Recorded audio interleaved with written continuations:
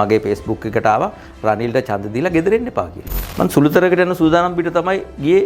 මොකද හොඳ ගමනක් එතුමා යන්න උත්සාහ කරනවා කියලා හිතලා. මේ අර්බුදයෙන් පස්සේ ගෝඨාභය රාජපක්ෂ ඒත් බෑනේ ගෝඨාභය රාජපක්ෂ මහත්තයා බැරිවත් ජනාධිපතිතුමාට ආවොත් ආපහු අරගලකාර වෙනවට හදන්න ඇවිල්ලා ඒක අරගල පටන් ගන්නවා. මොකද ගෝඨාභය රාජපක්ෂ මහත්තයා වෙඩි තියන්නේ නැහනේ. නැත්තම් එන්න කැමති ආයේ. සෑම අමාත්‍යාංශයම ලාභදායක අමාත්‍යාංශ බවට පත් වෙන්න ඕනේ. අනිත් දේශපාලන පක්ෂවල විමසලා බැලුවොත් එහෙම බලන්න පුළුවන් අපි ඊතරද වැරදි කියලා.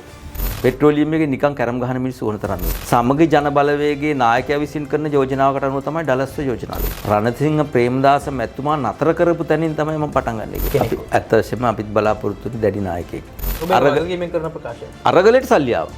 ඩයස්පෝරා සල්ලි. ඩයස්පෝරා සල්ලි අරගලයට ආවා. ජනතා විමුක්ති පෙරමුණේ පෙරටුගාමියගේ දර්ශනය හොඳ වුණාට ඒගොල්ලෝ දේශපාලන බලය ගන්න උත්සාහ කරන්නේ ගැටුම සාරගලය තුලින්.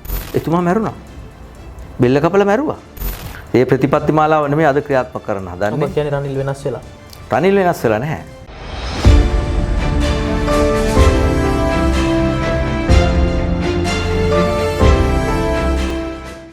ආයිබෝන්. සතියේ උණුසුම් දේශපාලන කතාබහ. අද සාකච්ඡා කරන්නට බලාපොරොත්තු වෙන්නේ කළුතර දිස්ත්‍රික් පාර්ලිමේන්තු මන්ත්‍රී යුතුයකම ජාතික සංවිධානයේ ජාතික සංවිධායක අනුප පස්කෝල් මහතා සමග. අයිබන් පසුගිය පාර්ලිමේන්තු මහ මැතිවරණයේදී ශ්‍රී ලංකා පාර්ලිමේන්තුවට වෘත්තිකයින්ගේ විද්වතුන්ගේ අවශ්‍යතාවය මත ඔබතුමන්ලා පාර්ලිමේන්තුවට තේරීපත් වෙනවා. විද්වතෙක් විදිහට වෘත්තිකයෙක් විදිහට දේශපාලනයට පිවිසීම පිළිබඳව යම් කිසි කලකිරීමක ඉන්නවද? ඔබතුමාට ඒ පිළිබඳව යම් කිසි පසුතැවීමක් තියෙනවද? සතුටක් තමයි තියෙන්නේ. හේතුව අපි දන්නවා රටම මේ මොහොත වෙනකොට අර්බුදයක තියෙන්නේ. නමුත් මැතිවරණයට එනකොට 69 ලක්ෂයක ජනතාව අරමුණකින් අපි ආවා. එතෙක් කල් අපි පාර්ලිමේන්තු දේශපාලනය කරන්නේ නැහැ. නමුත් එළිය දේශපාලනය කරා. විශ්වවිද්‍යාලයේ හිටපු කාලේ ඉඳන්ම ශිෂ්‍යාංගම්වල ඒ වගේ යුතුයකම ජාතික සංවිධානයේ ජාතික චින්තන කණ්ඩායම ඇතුළු විවිධ ශාස්ත්‍රවල වගේම දේශපාලනය කරා. ඊට පස්සේ පාර්ලිමේන්තුවට ඇතුළත් වුණා. මේ අභියෝග රැසක් මැද විවිධ හේතුන් මත එනකොටම කොරෝනා වසංගතය ආවා. ඒ වගේම ඒ කොරෝනා වසංගතයට සාපේක්ෂව රට වසා දැමීම සිද්ධ වුණා. විවිධ ඉල්ලීම් මත. ඒ වගේම ඒ අර්බුද ගණනාවක් මැද්දෙන් ඇවිල්ලා අවසානයේදී රට ආර්ථික අර්බුදයකට මුහුණ දුන්න එක විවිධ හේතුන් තියෙනවා. ඒ සියලුම දේවල් මැද විවිධ අර්බුද මැද අපි වැඩ කරනවා. මේ අර්බුදයට දැන් මුහුණ දීලා විසඳුම් හොයනවා. ඉතින් කිසිදු කලකිරීමක් නැහැ. මේ අභියෝග වලට සතුටෙන් අභියෝගාත්මක මුහුණ දෙන එක තමයි අපි කළ යුත්තේ. මම ප්‍රශ්නය යොමු කරන්නට හේතුව පසුගිය මැයි 9 වෙනිදා සිද්ධියට අදාළව ඔබතුමාන්ගේ නිවසටත් පහර දීමක් සිද්ධ වෙනවා. ඒ පිළිබඳව ඔබතුමන්ට යම්කිසි පසුතැවීමක් කලකිරීමක් නැද්ද? අපරාධ දේශපාලනයට මම ආවේ කියලා? නැහැ. මම විශ්වවිද්‍යාලේ හිටපු කාලේ මට සිරගත වෙන සිද්ධ වුණා. සිරගත බන්ධනාගාරගත වුණා. සිරගත වීමක් නෙමෙයි, ඒක රිමාන්ඩ් බන්ධනාගාරගත වීමක්. දේශපාලනය තුල අපිට විරුද්ධව මතදර්න පිරිස් විවිධ අවස්ථාවන්දී විවිධ ආකාරයට කටයුතු කරනවා. සමහරවිට දේශපාලන වේදිකාව තුල, සමහරවිට මඩ ප්‍රහාර, සමහරට ඔය වගේ භෞතිකමය ප්‍රහාර නොදැනුවත්කම නිසා කරන සිද්ධීන් වලට පසුතැවිය යුතු නැහැ දේශපාලන කිසිම කෙනෙක්. ඔබ හිතන්නේ නැද්ද මේ පහර දීමට පොදුවේ පහර දීමට ලක්ුණේ දේශපාලනයේ හිටපු යම් යම් වැරදි තීරණ ගත්ත වැරදි පුද්ගලයන්ගේ ගොඩට ඔබත් වැටුණු නිසා කියලා මේ පහර දීම සිද්ධ වුණේ? ඉතින් මතුගම මම හින්නවා මතුගම කහ කළුතර දිස්ත්‍රික්කයේ දේශපාලනේ වැරදි කරපය ගත්තොත් අනිකුත් දේශපාලන පක්ෂ වලින් නෑ ගැන විමසලා බැලුවොත් පොජ්ජන පෙරමුණ විතරක් නෙමෙයි අනිත් දේශපාලන පක්ෂ වල විමසලා බැලුවොත් එහෙම බලන්න පුළුවන් අපි ඊතරද වැරදි කියලා. වැරදි ගොන්නක් තියනා ඉඳද්දී මගේ කිසිම වැරද්දක් කළා මගේ ගෙදර අවුරුදු 120ක් පරණයි මගේ 100ගෙත් 100 හැදුවේ දේශපාලන වශයෙන් 7-5ක්වත් අපි හම්බ කරයි කියන්න බෑ දේශපාලනට ආපු දවසේ ඉඳන් තිබුණ අර්බුද දේශපාලන වැරදි නිසා දේශපාලන වැරදි තීන්දුව නිසා පහර දීම් වලට ලක් වෙන්න අවශ්‍ය නැහැ ගෙවල් ගිනි තියන්න අවශ්‍ය නැහැ ඒ වගේ මරා දාන්න අවශ්‍ය නැහැ දේශපාලන සංවාදය තුල දේශපාලන වෙනස් වීම සහ අරගලය තුලින් අරගල සංවාදය තුලින් අරගලයේ සංවාදය තුලින් දේශපාලන වෙනස් වෙන්න ඕනේ. මිනිමරා ගැනීම දක්වා ගියොත් කවදාකවත් ඒකෙන් යහපතක් රටට ලැබෙන්නේ නැහැ. ඔබ කියන්නේ මතවාදීව ගැටුණට කමක් නැහැ. ගැටීම අත්‍යවශ්‍යයි.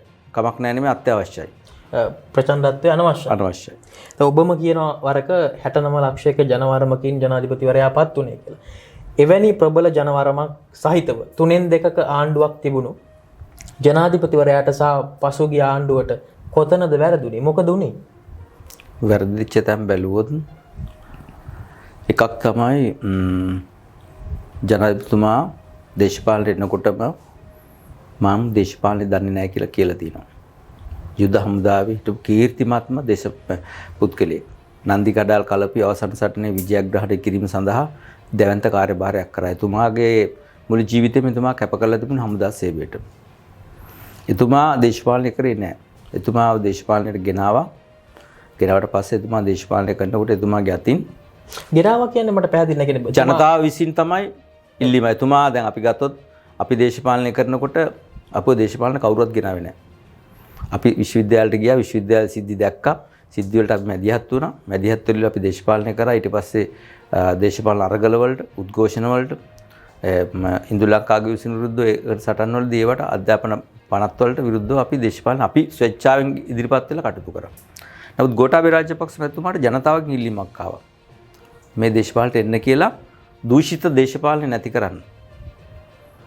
වෘත්තිකෙක් විදිහට එන්න කියලා ඉල්ලීමක් ආවා. මිනිස්සු විශ්වාස කරා එතුමාට මේ හැකියාව තියෙනවා කියලා. ඒ මත ජනතාව පෙළ ගැහුණ ජනතාවගේ ඉල්ලීම එතුමා පළමු මූලික පියවරේදී කිව්වා මම දේශපාලනය දන්නේ නැහැ කියලා. නමුත් එතුමාට සියලු දෙනාට අපේ සහයෝගය දෙන්න දේශපාලනයට එන්න කියලා. ඒ අනුව තමයි එතුමා දේශපාලනයට ආවේ. අපි දැක්කා එතුමාට උදාහරණයක් විදිහට ගත්තොත් එහෙම පටන් ගන්නකොටම කොයිඩ් වසංගතය. කොයිඩ් වසංගතයේදී අපිත් එක්ක හිටපු දේශපාලඥයෝම අර 69 ලක්ෂයම හිටපු දේශපාලඥයෝ රට වහන්න යෝජනා කරා. සියලුම ජනතාව බේර ගන්න. අනිත් රටවල් වල රටවල් විවෘත කරගෙන වැඩිහිටියන්ව මැරෙන්න සලස්සමින් රටේ ආර්ථිකය පවත්වාගෙන යනකොට ලංකාවේ 80 90වත් බේරගෙන මුළු ජනතාවම බේරගෙන සෞඛ්‍ය ගැනටම අවධානය යොමු කළා. ආර්ථිකයේ සාධකයේ කියන සැලකිලි එයාපෝට් වහලා කර්මාන්තශාලා අතු සියලුම නගර වසා දමමින් අරකින් ගැලවෙන්න කටයුතු කරා. නමුත් ආර්ථික වශයෙන් සංචාර ව්‍යාපාරෙ බිඳ වැටුණා. රට වසා දැමීම නිසා කර්මාන්ත පද්ධතියට අහිමියක් සිද්ධ වුණා. ඒ සියලු දේවල් නිසා එතුමා ගත්ත යම් යම් අර පොහොර තීන්දුවත් එතුමා ෂණිකව ක්‍රියාත්මක කිරීම වැරදි. කාබනික පොහොර තීන්දුව ෂණිකව ක්‍රියාත්මක කිරීම වැරදි. සියලු දෙනාම කිව්වා මේක අවුරුදු 20කින් ක්‍රියාත්මක කරන්න ඕන එකක් කියලා. නමුත් එතුමා එන්න අවුරුදු 20කට ඉස්සෙල්ලා පටන් ගත්තෙත් නෑ. ඒක නැවතුවට පස්සේ මට පේන විදිහට දැන් ඒක පටන් අරගෙන අවුරුදු 20කින් ඉවර කරන්නෙත් නෑ. නමුත් එතුමා තමයි තීන්දුව ගත්තේ මේක කරන්න ඕනේ කියලා. නමුත් ඒක ෂණිකව කිරීම වගේ දේවල් තුලින් වැරදි සිද්ධ වුණා. ඒ වගේම අපි ගත්තොත් එහෙම ගුරු සටන. ගුරු සටනේදී ගුරුවරුන්ගේ ප්‍රශ්නෙට විසඳුමක් දීලා උද්ඝෝෂණ නවත්තන්න ඕනේ. වැටුප් විෂමතාවයට දෙන විසඳුමක් දෙන්න ඕනේ, දීලා නවත්තන්න ඕනේ. කල් දාන්න අවශ්‍ය නැහැ. එක්ක දෙන්න ඕනේ, එක්ක නොදීන්න ඕනේ. දෙන විසඳුම දීලා උද්ඝෝෂණ බෑ කියලා නවත්තන්න ඕනේ. උද්ඝෝෂණ වෙන්නේ ඉඩ ඇරියා. ඊට පස්සේ අරගලයට ස්ථානයක් ලබා දුන්නා.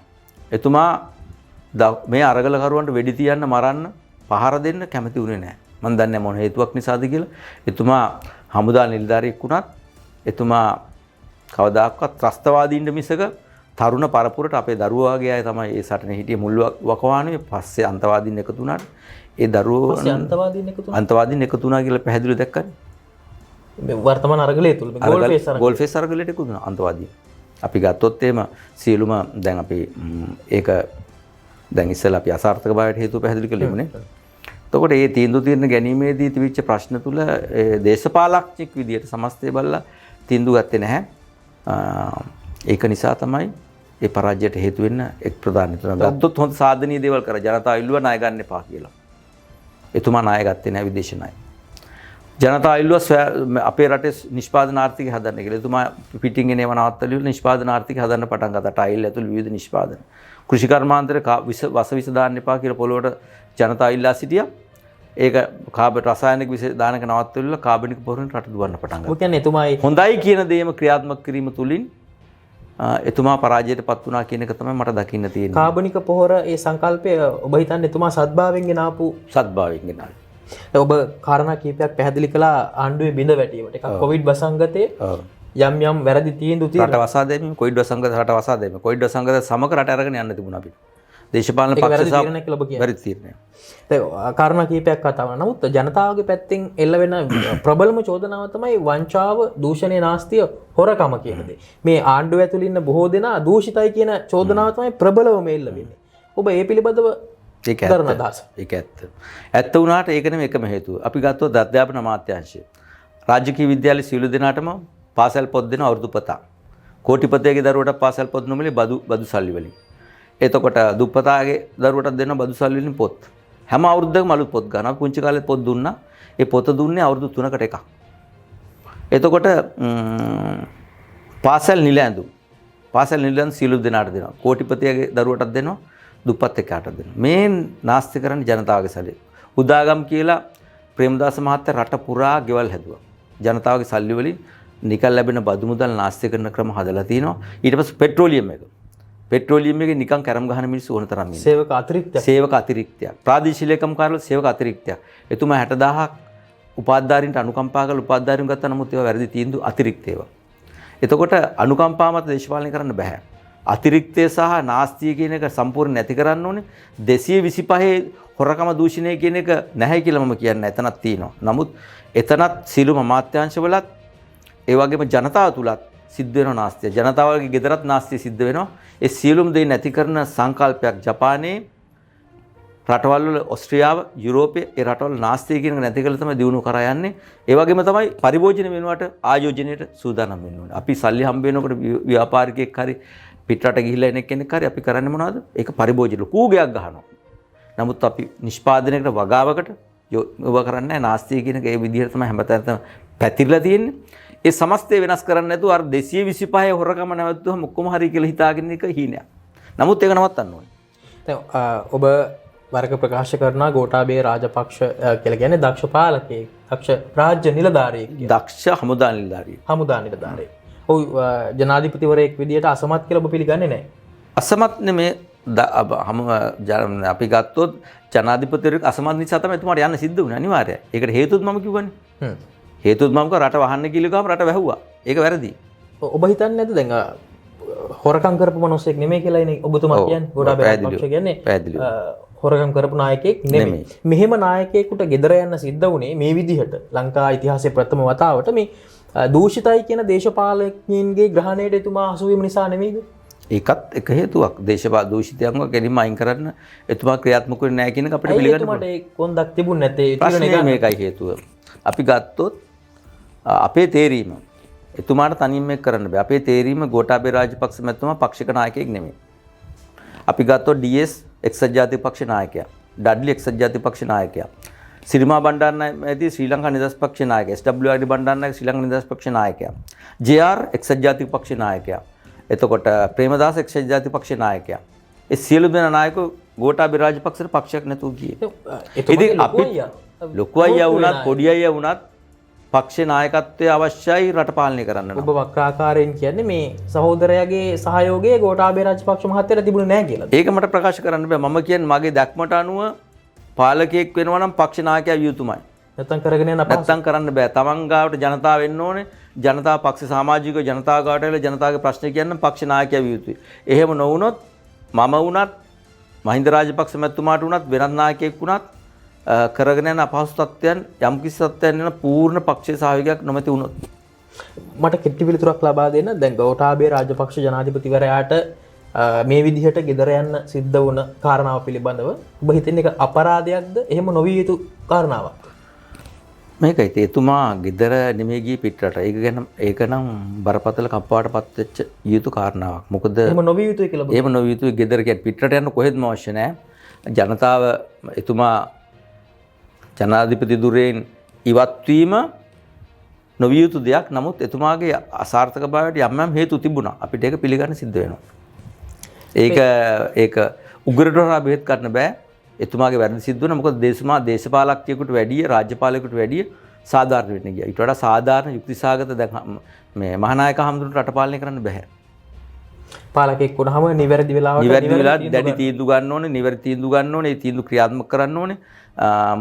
යම් කිසි ආකාරයක මර්ධනය කරන්න සිද්ධ වුණොත් අනවශ්‍ය සමාජ බලවේග මර්ධනය කරන්න ඕනේ. අවශ්‍ය තීන්දුව දීලා ප්‍රශ්න විසඳන්න ඕනේ. ඒවා ශනිකව සිද්ධ වෙනවා. එන්න කලින් පත් වෙන්න කලින් කිව්වේ ගෝඨාභය රාජපක්ෂ කියන්නේ ආඥාදායකයෙක්. මෙයා හිට්ලර් වගේ මිනිසෙක් කියලා කිව්වේ. හැබැයි ජනාධිපතිවරයා බවට පත් වුණාට පස්සේ අපි දැක්කේ නෑ එහෙම කෙනෙක්. අපි ඇත්ත වශයෙන්ම අපිත් බලාපොරොත්තු වෙන්නේ දැඩි නායකයෙක්. මේ රට හදන්න නම් පූර්ණ ප්‍රජාතන්ත්‍රවාදයෙන් කරන්න බෑ. තීන්දුව తీරන අරගෙන දූෂිතයන් අයින් කරනවා වගේම සමාජයට නීතිය හා සාමය ලබා එක පැත්තක දූෂිතයන් නැති කරන්න ඕන. අනිත් පැත්තේ සමාජයට නීතිය හා සාමය ලබා දෙන්න ඕන. අනිත් පැත්තෙන් හොඳ තීන්දුව తీරන සියලුම අමාත්‍යාංශ ලාභදායක අමාත්‍යාංශ සහ ආයතන බවට පත් කරන්න ඕන. මේක කරන්න යම්කිසි ආඥාදායකත්වයක් අවශ්‍යයි. අපි බලාපොරොත්තු වෙන ගෝඨාභය රාජපක්ෂ මැතිතුමාගෙන් ඒක. එතුමා ඉතාමත් සාධාරණ යුක්තිසහගතව ජනතාවට සියලුම ජනතාවට සාධාරණ සහ යුක්තිය ලබා දෙන නායකයෙක් බවට පත් වෙනවා. මම හිතන්නේ දුටු ගැමුණු යුද්ධයෙන් පස්සේ කම්පා වුණ යුද්ධය ගැන. කම්පා වෙලා ඒ ගැන පශ්චත්තාප වෙනකොට භික්ෂුන් වහන්සේ ඇවිල්ලා කිව්වා වහන්සේගේ අතින් මැරුණේ එකමාරයි කියලා. එකමාරයි කියලා හිත සංසුන් කරා. රුවන්වැලි සෑය පෙන්නලා රුවන්වැලි සෑය හැදුවා මහා සෑය හදලිවෙලා ඒ හිතේ තුණු පශ්චත්තාපේ නැති කරලිවෙලා මහා සෑය ගාව මහා සෑය ඉවර කරගන්න බැරි වුණා එතුමාට. මේ ජනතාවට මහා සෑය නමුත් ඒක සුදුරෙදි අතුරුලා හදලා පෙන්නුවා අවසාන මරණ මංචකයේදී දැන් මේ ඔබතුමා මහා සෑය හදලා ඉවරයි කියලා. ඒ වගේ ගෝඨාභය රාජපක්ෂත් මම හිතන්නේ යුද්ධයෙන් පස්සේ ජනතාවට තුවක්කු වෙල්ල කරන්න අකමැති වෙච්ච නායකයෙක් කියලා මට හිතෙනවා. එහෙම වෙන්න පුළුවන්. පසුගිය මහමැතිවරණයේදී ඔබ ඇතුළු විශාල විද්වතුන් ප්‍රමාණයක්, වෘත්තිකයන් ප්‍රමාණයක් ගෝඨාභය රාජපක්ෂ මහතාට සහයම රජයට සහාය පළ කරමින් පාර්ලිමේන්තුවට පිවිසියා. නමුත් අපි දකිනවා පසු කාලීනව ඔබේ කණ්ඩායමට ආණ්ඩුව ඇතුලේ විශාල බලයක් නැහැ. කතා කරන්නවත් ඉඩක් තිබුණද කියන සැකය සමාජයට මතුවෙනවා. වියත්මග යුතුයකම ජාතික සංවිධානය වගේ සංවිධානවලට. ඇත්තටම ඔබේ හඬට ඒ ආණ්ඩුව ඇතුලේ ඉඩක් තිබුණද? ප්‍රමාණවත් ඉඩක් දුන්නේ නැහැ.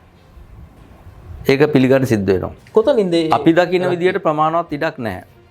නමුත් එතුමන්ලා දකින විදිය මොකක්ද කියලා අපි දන්නේ නැහැ. අපි දකිනවා අපි සුදුසුයි, අපි දක්ෂයි, අපි සපුරලා තියෙන දේශපාලන සුදුසුකම් අපි දේශපාලන හිටපු අය සමහර වියත්මගේ අය වගේ නිකම්ම වෘත්තික විදියට ආපු අය නෙමෙයි අපි. විශ්වවිද්‍යාල තලයේ තුලත් අරගලවල ඉඳලා සටන්වල ඉඳලා මහින්ද රාජපක්ෂ නිදහස් සටනට ත්‍රස්තවාදී විරුද්ධව ගම් දනවල ගිහිල්ලා ඒ වගේම අන්තර් විශ්වවිද්‍යාල ශිෂ්‍ය බලමන ශිෂ්‍ය බල වැඩ කරපු ඉතින් අපිට ප්‍රමාණවත් දෙයක් දුන්නේ නැහැ. ඒකට හේතුව මොකක්ද කියන එක අපිට කියන්න බෑ. එළියේ ඉන්න අපි දකින නමුත් තව පිරිසකට දුන්නා. අපි ගත්තොත් නාලගොඩ එහෙවට ප්‍රධාන අමාත්‍ය ධුරයක් දුන්නා. ඔක්කොටම දෙන්න බැරි කමකුත් තියෙනවා. එතකොට අපි ගත්තොත් චන්න ජයසුමනට දුන්නා ඖෂධ නිෂ්පාදන රාජ්‍ය අමාත්‍යාංශයක ඉතාමත් හොඳ අමාත්‍යාංශය. උන් හරියට කරේ නැහැ කියලාද ඔබ කියන්නේ? කරා හරියට. ඒගොල්ලෝ කරා. කරේ නැත්තේ නෑ. ඒ කණ්ඩායම් වලට අවශ්‍ය වගකීම් පැවරුවේ නැහැ කියන පැවරුවා. පැවරුවේ නැහැ කියන චෝදනාව ඔබ කරන්නේ. නෑ ඒගොල්ලන්ට පැවරුවා. ඒගොල්ලන්ට මට දුන්නේ නැති එක මොකද්ද කියන එක කියන්න බෑ. අමාත්‍යාංශය දුන්නේ. ඒ ගැන මම කම්පා වෙන්නේ නැහැ, දුක් වෙන්නේ නැහැ. කාටවත් දෝෂ දර්ශන ලක් කරන්නේ සියලු දෙනාම දෙන්න බෑ. අපි නමුත් වියත්මගෙන් පැමිණෙන විශාල පිරිසකට යම් කිසි පිරිසකට ප්‍රබල ඇමතිකම් දුන්නා. ඒවෙන් කරුණාකාරාත් සිද්ධ වුණා. ඉෂ්ට සිද්ධ. එළියේ ඉඳන් අපි දකිනකොට අපිට පේනුනේ ආණ්ඩුව ඇතුලේ අගමැතිතුමාගේ අග්‍රාමාත්‍යවරයාගේ කණ්ඩායම සහ ජනාධිපතිවරයාගේ කණ්ඩායම කියලා කණ්ඩායම් දෙකක් ක්‍රියාත්මක වුණා කියලා. මේ පිළිබඳව ඔබේ අදහස. බලය කියන්නේ කොනම තැනක තියෙනවා. බල අරගලය.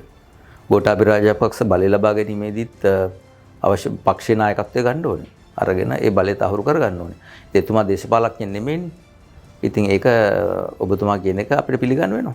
අග්‍රාමාත්‍යවරයාගේ කණ්ඩායම සහ ජනාධිපතිවරයාගේ කණ්ඩායම අතර තිබිච්ච සීතල යුද්ධයෙන් අවසානයේ ජයග්‍රහණය කරේ අග්‍රාමාත්‍යවරයාගේ කණ්ඩායම. එහෙම කියන්නත් බෑ. ඒ ගැටුම නිසා ජනතාවට යම් අපහසුතාවක් ඇති වුණා. නමුත් නිවැරදි දිශාව ඔස්සේ ගියේ නෑ කියන එක අපිට පිළිගන්න සිද්ධ වෙනවා. ඒ ගැටුම් මොන ආකාරයට බලපෑවද කියන එක අපි දන්නේ නැහැ. ගැටුමක් තිබුණාද කියන එකත් මට කියන්න බෑ. නමුත් ඕනම ආයතනයක කණ්ඩායම් ඉන්නවා. එක් කණ්ඩායම් අතර බලය සඳහා ඒ දේශපාලන බලය සඳහා පුද්ගල බලය සඳහා කටයුතු සිද්ධ වෙන එකේ වරදකුත් නැහැ. ස්වභාවිකයි. ඕනම දේශපාලන ව්‍යාපාරයකත් ඒක තියෙනවා.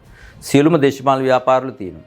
ඒතකොට මේක තුලත් ඒ වගේම තිබුණා අවශ්‍ය ජයග්‍රහණය කරා ගියා නම් අපිට කියන්න පුළුවන් ඒ අරගලය මේකට බාධාක් වුණේ නැහැ කියලා. ඒ අරගලය නෙමෙයි මෙතන ප්‍රධාන ප්‍රශ්නේ විදිහට තිබුණේ.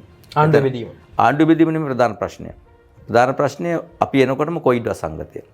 අර මං කිව්වා වගේම ගෝඨාභය රාජපක්ෂ මැතිතුමා දේශපාලන වශයෙන් ප්‍රවේශ වුණේ නැහැ. දේශපාලන ප්‍රවේශයක් අවශ්‍යයි. දේශපාලන විදියට තමන්ගේ බලය තහවුරු කරගත්තේ නැහැ. එතුමා හුදකලා වුණා කියලා ඔබට හිතෙන්නේ නැද්ද? කවුරුත් හුදකලා වෙන්නේ නැහැ. එතුමා දැනගන්න ඕනේ එතුමාගේ බලය තහවුරු හුදකලා වුණා නැද්ද කියලා මම දන්නේ නැහැ. ජනාධිපතිට බලය තහවුරු කරගන්න පුළුවන්. හුදකලා වෙන්න අවශ්‍ය නැහැ. එතුමාගේ බලය පාවිච්චි කරලා විධායක ජනාධිපති ඒක දේශපාලන පරිචය තියෙන්න ඕන එකට. එතුමා හඳුනා නිලධාරියෙක්, ප්‍රබල, ශක්තිමත්, රට විශිෂ්ට සේවයක් කරපු ආරක්ෂක ලේකම් විදියට අපි දන්නවා නාගරික සංවර්ධන අධිකාරිය විශිෂ්ට සේවාවක් කරා කසල කල්පනා කරන සම්බන්ධයෙන්. නමුත් ජනාධිපති විදියට බලය තහවුරු කරගෙන පියවරෙන් පියවර ඉදිරියට ගියයි කියන එක අපි දැක්කේ නැහැ. අර්බුදයෙන් පසුව මැයි 9 සහ ජූනි 9 මේ අර්බුද වලින් පස්සේ ජනාධිපතිවරයාට සිද්ධ වෙනවා තමන්ගේ දුරය බාර දීලා යන්න. නමුත් ඊට පස්සේ මේ පොහොට්ටු කණ්ඩායම පොහොට්ටු වර්තමානයේ පාර්ලිමේන්තුවේ වැඩි බලයක් උසුලන කණ්ඩායම තීරණය කරනවා රනිල් වික්‍රමසිංහ කියන චරිතයව ජනාධිපතිවරයා වශයෙන් පත් කරගන්නට තමන්ගේ ඡන්දය ලබා දෙන්න. දන්නේ දේශපාලනයේ තීරණ වෙනස් වෙන විදිය ඔබතුමාගේ හෘද සාක්ෂියට අනුව රනිල් වික්‍රමසිංහ යෝජනා කරලා ඒකට අත උස්සන්න ඡන්දය පාවිච්චි කරන්න තරම් ඔබේ හෘද සාක්ෂිය ඉඩ දුන්නද? ඔව් පැහැදිලිවම. හේතුව මොකක්ද? හේතුව මේකයි. අපි සත්‍යය කියන එක සාපේක්ෂක දෙයක්. සත්‍යය කියන එක නිර්පේක්ෂක දෙයක් නෙමෙයි. නිර්පේක්ෂක සත්‍යයකට තියෙන නිවන විතරයි. අපේ නායකත්වය අපි තෝරන්නේ සාපේක්ෂක දෙයක් විදියට. ඒ කාලීනව ඒ පවතින පසුබිමට වඩාත් සුදුසුසා කවුද කියන එක තමයි තීරණය කරන්නේ. එහෙම නැත්නම් සලහ පෙරුම එකට සුදුස්සෙක් නෙමෙයි. ඩලස් සලහ පෙරුම නුසුදුසෙක් බවට පත් උනේ සජිත් ප්‍රේමදාසව අගමැතිකමට තෝරාගත් නිසා. ඔබ මුලින් ඉන්නේ ඩලස් සලහ පෙරුම මැතිතුමත් එක්ක මම මුලින් හිටියා. එතුමා කිව්වා පක්ෂය තුල බලය තහවුරු කරගෙන ප්‍රගතිශීලී බලයක් හදලා ඊළඟ මැතිවරණයටත් එනවායි කියලා. එතකොට එතුමා කිව්වේ නෑ සජිත් පාර්ශ්වයත් සමග එකතු වෙනවායි කියලා. සජිත් පාර්ශ්වයත් සමග එකතු ඒ වගේ එතුමාගේ ප්‍රතිපත්ති ප්‍රකාශනය එතුමා මාත් එක්ක බොහොම හොඳයි. හොඳ පුද්ගලයෙක්. ඒ වල කිසි ගැටලුවක් නෑ. මම විවේචනය කරන්න කැමතිත් නැහැ. නමුත් එතුමා අපේ පාර්ලිමේන්තු කණ්ඩායමට පොත්ජර පෙරේ පාර්ලිමේන්තු කණ්ඩායමට කැඳවලා ප්‍රකාශනයක් කරන්න ප්‍රතිපත්ති ඉදිරිපත් කරන්න කියලා මම එතුමාගෙන් පෞද්ගලිකව ඉල්ලුවා. මම කැමැත්ත ප්‍රකාශ කරාට පස්සේ එතුමා එක කරේ නැහැ. එතුමා අසිනපතත් ඉන්නේ කියලා කිව්වා. ඊට පස්සේ එදා රාම එතුමා සජිත් ප්‍රේමදාස කණ්ඩායමත් සමග තමයි මාධ්‍යවල සාකච්ඡාවක් පැවැත්වුවේ. તો අපිට සජිත් ප්‍රේමදාසගේ පක්ෂයත් සමග එකතු වෙන්න හැකියාවක් නැහැ. එතුමාගේ ප්‍රතිපත්තිය තිබුණේ අරගල කරුවොත් එක්ක තමයි එතුමත් සාකච්ඡා කරේ. අරගලයත් එක්ක සාකච්ඡා කරලා අරගලේ ප්‍රතිපත්තිය නෙමෙයි රට අවශ්‍ය ප්‍රතිපත්තිය තමයි අපි ජනතාව අපිට ඡන්ද දීපු ජනවරම තමයි අපි ඉස්සරහට ගෙනියන්න ඕනේ. එතකොට රනිල් වික්‍රමසිංහ කියන්නේ තනි පුද්ගලයෙක්. તો අපි දන්නවා මම රසායන විද්‍යාවෙන් පැහැදිලි කරොත් එහෙම සෝඩියම් කියන එක එල්වල කරලා තියෙන ඔල්ල සෝඩියම් කියන ද්‍රාවණය සෝඩියම් කියන ඝනය අපි ජලයේ දැම්මහම එක්ස්ප්ලෝසිව් එක. ටොලුයින් ද්‍රාවණය දැම්මම නිෂ්ක්‍රීය. අපි වැඩකට ගන්න නැති වෙලාවට පාවිච්චි කර සංරක්ෂණය කරගන්නවා අපි ටොලුයින් ද්‍රාවණයට දාලා තමයි තියාගන්නේ. ඒතකොට රනිල් වික්‍රමසිංහ කියන එක්ස්ප්ලෝසිව් බවට අපිත් එක්ක ඉන්නේ 100ක් අපි එතුමා තනියෙන් ඉන්නේ. එතුමාගේ යම්කිසි හැකියාවක් තියෙනවා නම් හැකියාව විතර එතුමාට ප්‍රකාශයට පත් කරන්න පුළුවන් නේ ක්‍රියාත්මක කරන්න පුළුවන්. වැරදි තීන්දුව ගත්තොත් එහෙම මේ පොදු ජන පෙරමුණ නිවැරදි තීන්දුවක් ගත්තොත් එතුමා ඒක ක්‍රියාත්මක කර 100යි 1යි. ඔබ කියන්නේ අවස්ථානුකූලව ප්‍රයෝජන අවස්ථානුකූලව එතුමා මේ තැනට සුදුසුයි. මොකද එතුමාට තමයි මේ රට නීති හා සාමය පවත්වාගෙන යාම සඳහා කටයුතු කළ හැකි නායකයෙක් බවට පත් වෙලා තිබුණේ. එතකොට එතුමා අපේ ඇජෙන්ඩා එක පිළිගත්තා. ප්‍රශ්න විසඳලා අවසානයේදී මැතිවරණයක් තියෙනවා. කොන්දේසි විරහිතව පිළිගත්තද? එතුමාගේ හැකියාවන් එතුමා අපි ඉදිරිපත් කරන දේවල් වල ප්‍රතික්ෂේප කරේ නැහැ. ඒ අවස්ථාවේ ප්‍රතික්ෂේප කරේ නැහැ. එතුමා අපිත් එක්ක යන ගමන යන තාක්කල් අපි පොජ්ජන පෙරමුණ නිවැරදි නම් ඒ නිවැරදි තීන්දුවත් එක්ක ජනාධිපතිතුමා ඉන්නවනම් එතුමාට ජනාධිපති තනතුරේ ඉන්න පුළුවන්. ඒක ප්‍රතික්ෂේප කරුවා වෙන ගමනක් ගිය ගමන් අර CM විරුද්ධ වෙනවනේ. ඔබ කියන්නේ රනිල් වික්‍රමසිංහ කියන්නේ පොහොට්ටුවේ മന്ത്രിවරුන්ගේ පදයට නැටවෙන රූකඩයක් විතරයි. නේද? පොහොට්ටුවේ മന്ത്രിවරයෙක්ම තමයි. වෙන පක්ෂයක වුණාට. පොහොට්ටුවේම മന്ത്രിවරයෙක් පොහොට්ටුවේම නියෝජිත බවට ඔටෝමැටික් පත් වෙනවා. ඒ ප්‍රධාන වශයෙන් මෙතුමා 100ක් මෙතුමා ඉන්නේ පොහොට්ටුවේ മന്ത്രിවරුත් එක්ක ඡන්දයෙන්. පත් වෙන්නේ පොහොට්ටුවේ බහුතරය. දැන් අපි උදාහරණයක් ගමු මෛත්‍රීපාල සිරිසේන මැතිතුමා ජනාධිපතිවරණයට ඉල්ලුවා. ඡන්දය ලැබුණේ කාගෙන්ද එතුමාට? එතුමාට ඡන්දය ලැබුණේ එක්සත් ජාතික පක්ෂය. එක්සත් ජාතික පක්ෂයට අවශ්‍ය විදිහට තමයි එතුමා කටයුතු කරේ. ඒ වගේම පොජ්ජන පෙරමුණේ අති බහුතරයක් മന്ത്രിවෘත්තක මෙතුමා ඉන්නේ. ඒතකොට අපේ ප්‍රතිපත්ති ප්‍රකාශනයත් එක්ක ඉඳිගිරක් බලාපොරොත්තු වෙනවා. ඒතකොට පොජ්ජන පෙරමුණේ ප්‍රතිපත්තිය නිවැරදි වුණොත් සාධාරණ වුණොත් යුක්තිසහගත වුණොත් රට ගැලපෙන එකක් බවට පත් වුණොත් ඒක ඉදිරියට යයි. අපි දකිනවා මේ තීරණයේදී ඔබතුමාගේ තීරණය බොහොම ශනිකව වෙනස්. ඔබතුමා මාධ්‍ය සාකච්ඡාවක් තියලා කියනවා නෑ මම ඩලස්ට නෙමෙයි රනිල්ට සහයෝගය දෙන්න තීරණය කරා කියලා. ඒ අතරේ පසුබිමින් කතා හෙනවා අපිට മന്ത്രിවරුන් මුදලට විකිනනවා මේ පාර්ශවයට කියලා. අපි යම් කිසි කෙනෙකුට චෝදනාවක් කරන්න පුළුවන් අනුප පස්කෝල් මේ යම් කිසි මුදලක් අරගෙන තමයි තමන්ගේ තීරණය ශනිකව වෙනස් කරේ. චෝදනා එල්ල කරන්න පුළුවන්. ඩලස් ගාවට ගියෙත් සල්ලි වලට කියලා කියන්න පුළුවන් පොජ්ජන පෙරමුණේ ඉඳගෙන කාට හරි. ඩලස් ලප්‍රමැතිතුමා ගාවට ගියෙත් සල්ලි වලට. ඊට පස්සේ ආවෙත් සල්ලි වලට කියලා කියන්න පුළුවන්. ඇත්ත කතාව ගත්තොත් එම සජිත් ප්‍රේමදාස යෝජනා කරන්නේ ඩලස්. තොර යෝජනා කරන්නේ සජිත් ප්‍රේමදාස නම් ඒක පොහොට්ටුවේ යෝජනාවක් නෙමෙයි, පොහොට්ටුවේ සමාජිකයෙක් කරන යෝජනාවක් නෙමෙයි. ඒක සමගි ජන බලවේගයේ නායකයා විසින් කරන යෝජනාවකට අනුව තමයි ඩලස් යෝජනාව. පොහොට්ටුවේ සභාපතිවරයා තමයි ස්ථිර කරන්නේ. ස්ථිර කිරීම නේ යෝජනා කිරීම. අර ඉල්ලාස්සලා යෝජනා කරන්නේ. ඉස්සෙල්ලා තිබුණේ සජිත් වෙනම ඉල්ලනවා, ඩලස් වෙනම ඉල්ලනවා, රනිල් වික්‍රමසිංහ වෙනම ඉල්ලනවා. එහෙම ඉල්ලන නියත වශයෙන්ම ඔබේ සහයෝගය ඩලස් සලහා පෙරමුණ බොහෝ දුරට ඒක දෙන්න ඉඩ බොහෝ දුරට. මෙහෙම ඒ කියන්නේ මම එතනදී මම දකිනවා අලුත් ගමනක් යන ඩලස් සලහා පෙරමුණ සූදානම් වෙනවා නම් පක්ෂය තුල. ඒතර ඒක සාධාරණ උත්සාහයක්. ඒතකොට ප්‍රශ්නයක් නෑ. නමුත් සජිත්ගේ යෝජනාවකට සහ අගමැති ධූරයක් දැරීම දරන රාජ්‍යයකට අපිට සහාය දෙන්න බෑ. පෙරදුන මං හිතාගෙන හිටියත් වස්ම ඩලස් පරිදින්නත් වෙන තියෙනවා. දිනන්නත් මොකද රනිල් වික්‍රමසිංහ මැතිතුමාට බහුතරය ඡන්ද දෙනකොට පක්ෂයෙන් තීන්දුව කරනකොට එතුමාට අති බහුතරය ඡන්ද වැටෙනවා. මං සුළුතරකට යන සූදානම් පිට තමයි ගියේ.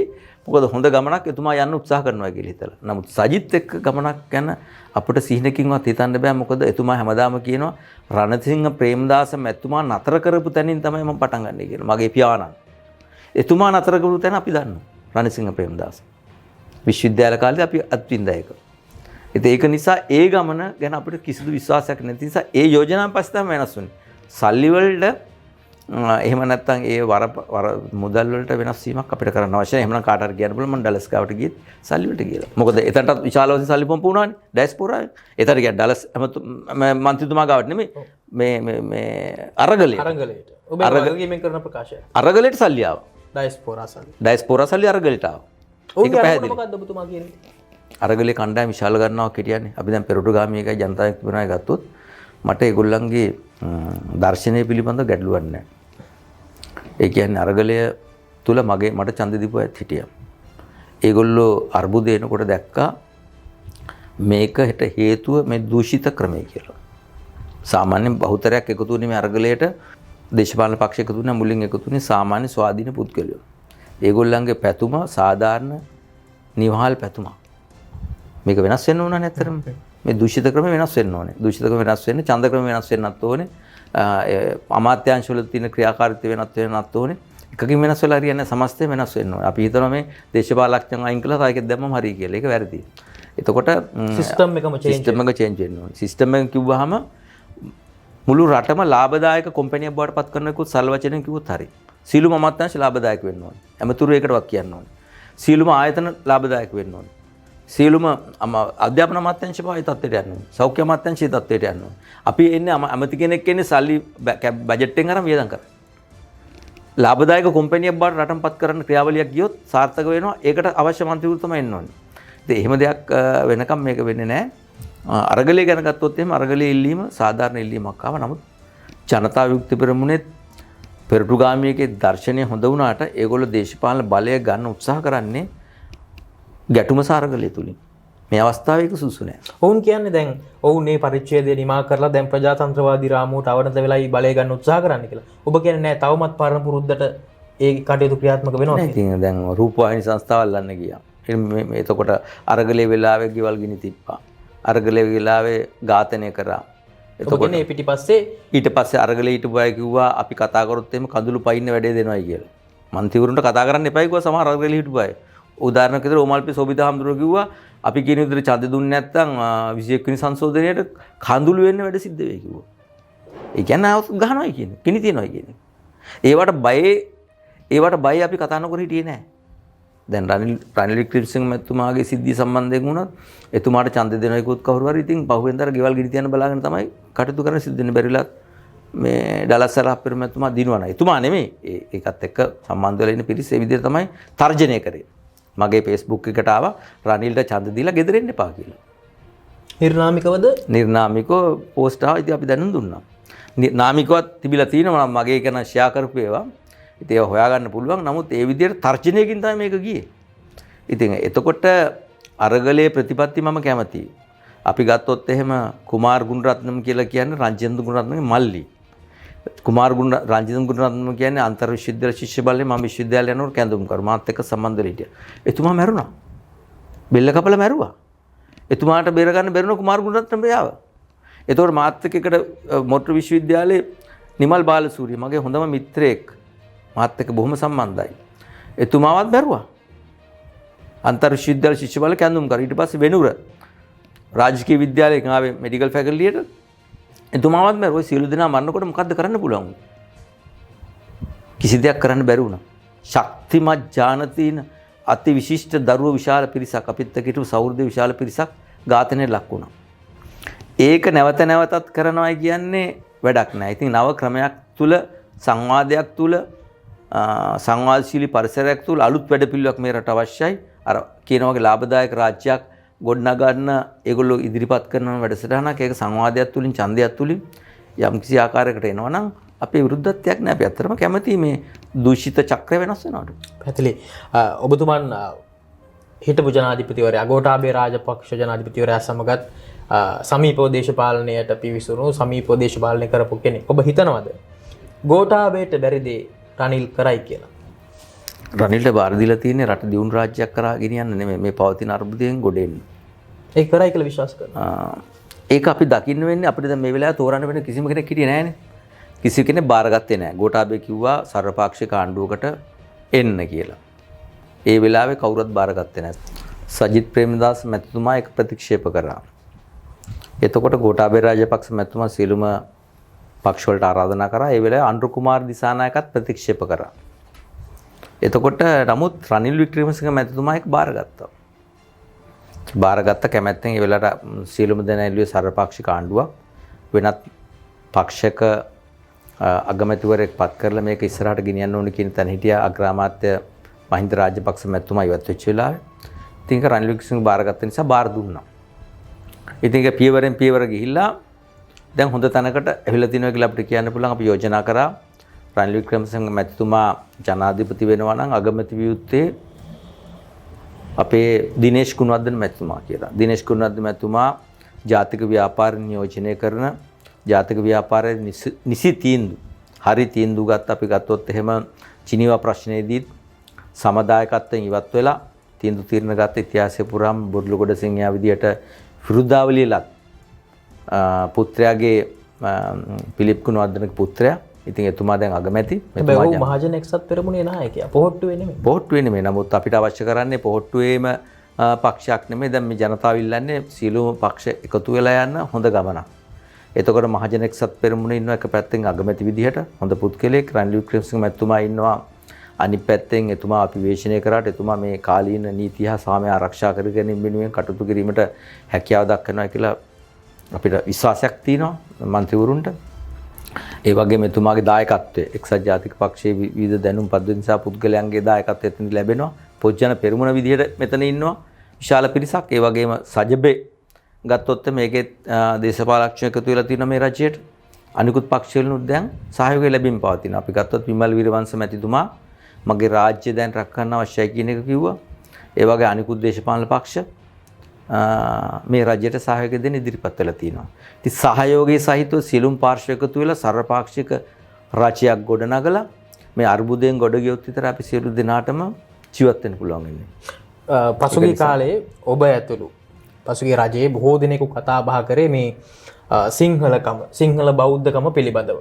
ඒ විශේෂයෙන්ම රනිල් වික්‍රමසිංහ මහතාට ඔබේ පාර්ශවයෙන් එල්ල කර චෝදනාව ඒ කාලේ මොහු අධිරාජ්‍යවාදී න්‍යාය පත්‍රවලට යට වෙන නායකයෙක්. මොහු ගැලපෙන්නේ නැහැ ලංකාව වගේ රටක නායකත්වයට කියලා. හැබැයි දැන් සියල්ල වෙනස් වෙලා අපේ නායකයා අපේ ජනාධිපතිතුමා රනිල් වික්‍රමසිංහ කියන තැනට මේ පොදු ජන පෙරමුණේ බහුතර මන්ත්‍රී පිරිසක් පිළි අරගෙන තියෙනවා. ඔබේ සිංහල බෞද්ධකමට සිංහලකමට මොකද වුනේ? ඒක පොඩ්ඩක්වත් වෙනස් වෙලා නැහැ. දැන් අපි ගත්තාම ඕමල්පේ සෝබිත හාමුදුරුවෝ කිව්වා අරගලේ අවසානයේදී කිව්වා ජනාධිපතිතුමා රට දාලා ගියාට පස්සේ සිංහල බෞද්ධ බලය ඉවරයි කියලා ලංකාවේ. ඔයිටත් ඉස්සෙල්ලා ඉංග්‍රීසි ජාතිකයොත් මේක විනාශ කරන්න උත්සාහ කරා. කැප්පැටිපොළ විනාශ කළා, අතිවිශාල ප්‍රමාණයක් විනාශ කළා, භික්ෂුන් වහන්සේලා විනාශ කළා නැති කරන්න හැදුවා. රනිල් වික්‍රමසිංහ මැතිතුමා ඒ ඇජෙන්ඩා එක ගෙනිච්චේ එක්සත් ජාතික පක්ෂේ නායකයා විදිහට. එක්සත් ජාතික පක්ෂේ නායකයා විදිහට රටට අහිතකර ප්‍රතිපත්ති මාලාවක් තමයි ඉදිරිපත් කරේ ඒක ක්‍රියාත්මක කරන්න හැදුවේ. ඒකට අපි අදත් විරුද්ධයි ප්‍රතිපත්ති මාලාවට. ඒ ප්‍රතිපත්ති මාලාව නෙමෙයි අද ක්‍රියාත්මක කරන්න හදන්නේ. ඔබ කියන්නේ රනිල් වෙනස් වෙලා. රනිල් වෙනස් වෙලා නැහැ. රනිල් සහ එක්සත් ජාතික පක්ෂයෙන් මෙතන තියෙන්නේ. රනිල් සහ පොදු ජන පෙරමුණ. රනිල් සහ පොදු ජන පෙරමුණ කිය අර එකම ගිරව් දෙන්නේ මේක තැන් දෙකකට වඩා නම් ක්‍රියාකාරීත්වය වෙනස් වෙනවා වගේ රනිල්ගේ සහයෝගයට ඉන්න අය වෙනස් නම් එයා එතනදී කටයුතු කරන්නේ එක ආකාරයකට. තවත් පිරිසක් ඉන්නකොට කටයුතු කරන්න සිද්ධ වෙන්නේ තවත් ආකාරයකට. ඒක සාමාන්‍ය දෙයක්නේ. අමාත්‍යාංශයකට ලේකම්වරයෙක් එක අමාත්‍යාංශයක ඉන්න විදිහට අනන්ත අමාත්‍යාංශය ඉන්න සිද්ධ වෙන්නේ. ඒ අමාත්‍යාංශයට ගැළපෙන විදිහට ඉන්න සිද්ධ වෙනවා. ඒතකොට මේ රාජ්‍ය නායකයාටත් රනිල් වික්‍රමසිංහ මැතිතුමාටත් ඉන්න සිද්ධ වෙන්නේ පොජ්ජන පෙරමුණ කියන સંદર્ભය තුල. ඒ පේස් ඩයග්‍රෑම් එක තුල තමයි කටයුතු කරන්න සිද්ධ වෙන්නේ. එතකොට ඒ සිතුම් පැතුම් ඒ හැඟීම් අනුව තමයි කටයුතු කරන්න සිද්ධ අවශ්‍යතා අනුව. එතකොට එතුමාටම ආවේනික වූ දේවල් එකවරම ක්‍රියාත්මක කරන්න යන්නේ නැහැ. දැන් මගේ ආවේනික දේවල් මම ක්‍රියාත්මක කරනවාද මේ ප්‍රජන පෙරමුණ තුල? මගේ ප්‍රතිපත්ති ඒව ක්‍රියාත්මක කරන්න මට බෑ. මගේ පාක්ෂිකයෝ, මගේ පක්ෂය, මගේ ප්‍රදේශය ඒගොල්ලේ අවශ්‍යතා අරමුණු ඉල්ලීම් මම සමහරට පිළිගන්නේ නැති දේවල් මම කරනවා. කරන්න වෙනවා. ඡන්දදායක ඉල්ලන දේවල් හැටියට. බන්නේ බෑ ඒගොල්ලන්ට. ඒ වගේම තමයි රනිල් කියන්නේ ඒ රනිල් නෙමෙයි මේ රනිල්. මේ රනිල් නෙමෙයි ඒ රනිල්.